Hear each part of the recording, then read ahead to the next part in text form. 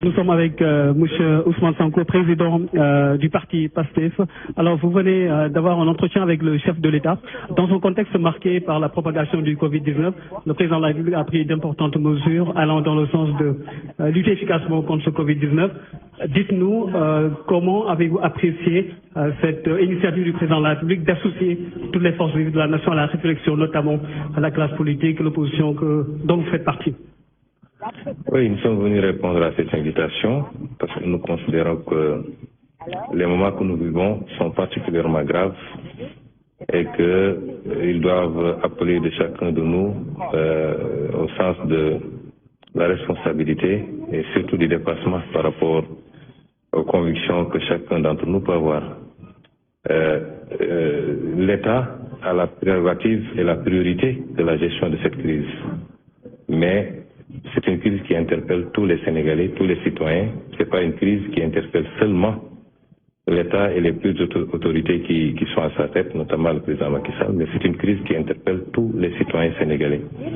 Et donc, nous avons considéré, nous n'avons pas attendu cette audience pour donner notre point de vue et apprécier toutes les mesures qui avaient été prises jusque-là.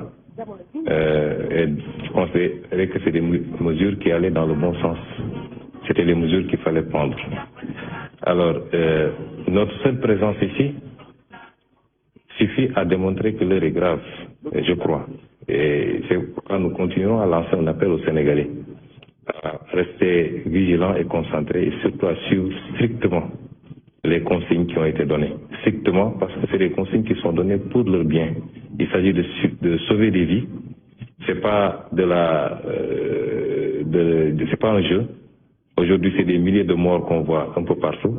Et ça n'épargne ni Premier ministre, ni président, ni chauffeur de taxi. Tout le monde est exposé à cette maladie. Donc, il est important que tous les Sénégalais le comprennent. Au-delà, nous avons écouté. Nous étions venus avec beaucoup de questions. Parce que jusqu'à présent, on était dans des mesures d'ordre sanitaire. Hier, on nous a annoncé, parce qu'on est à la phase de l'annonce, un certain nombre de mesures d'ordre budgétaire avec un impact économique et social recherché. Évidemment, on est dans une autre phase de gestion de cette crise. Il était bon que sur pas mal de questions, avant d'avoir à prendre une position, nous puissions interpeller, puisque le plan n'est pas encore présenté aux Sénégalais, c'est les annonces simplement. Et je crois que le président Macky Sall a répondu à toutes les questions que nous avions soulevées. Nous allons plus de bonnes notes et nous allons pouvoir fonder notre avis à partir de ces réponses en attendant que les ministres chargés de l'application de ces décisions nous produisent les plans détaillés. Déjà, que pensez-vous des mesures qui ont été prises par le chef de l'État à l'occasion de son adresse à la nation? Oui, c'est des mesures. Pour le moment, j'ai dit qu'on est à l'état de l'annonce. Nous avions des questions que nous avions posées.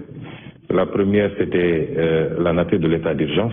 Est-ce qu'elle est générale ou est-ce qu'elle est d'ordre strictement sanitaire? Nous avons demandé au président de la République s'il envisageait d'aller au-delà en invoquant les dispositions de l'article 77 de la Constitution, parce que ça nous interpelle. Je ne vous dirai pas pourquoi maintenant. Nous avons considéré également qu'on n'a pas encore les détails sur qu'est-ce qui va alimenter ce fonds, 1000 milliards. Vous savez, aujourd'hui, nous n'avons pas de marche. La Banque centrale européenne a dégagé une enveloppe de 750 milliards d'euros. Le Fed aux États-Unis a dégagé une enveloppe de 500 milliards, mais la BCEAO ne peut pas dégager d'enveloppe parce que nous avons une contrainte liée à notre monnaie, simplement.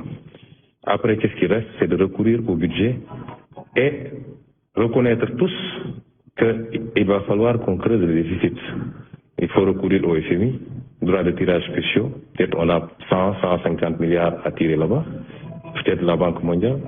Mais ensuite, il faut réorganiser notre budget. Mais nous voulons voir tous ces détails. Il faut de l'argent pour gagner une guerre. Il faut chercher cet argent. Nous avons été rassurés que l'argent, nous l'aurons. Après, où va cet argent? C'est aussi important. Il ne faut pas que cet argent soit dépensé simplement à acheter des 4x4 pour des soi-disant structures qui vont lutter contre le virus, ou bien que dans l'allocation de cet argent-là, ça profite à quelques lobbies et que ça n'aille pas vraiment à la gestion de la crise. Ça, c'est extrêmement important.